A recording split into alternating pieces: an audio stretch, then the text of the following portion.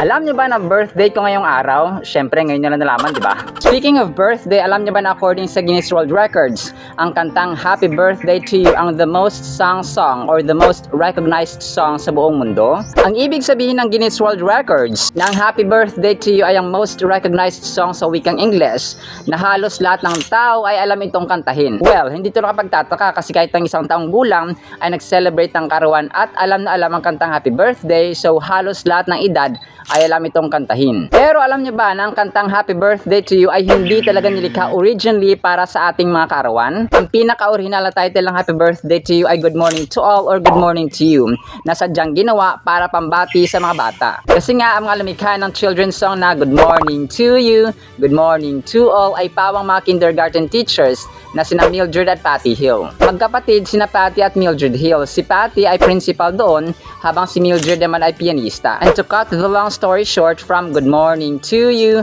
Good Morning to All ay naging Happy Birthday to You, Happy Birthday to You kinalaunan. Muli ako si Kasambrerong Dennis, ang Little Kuya Kim mula Jesus Family Salvation or JFS Church sa Gatchalian Subdivision, Parañaque City. Nandito ngayon sa Davao del Norte na nagsasabing ang buhay at ang purpose ay mahanap natin sa Diyos. Yan ang kalaman na dapat alam mo.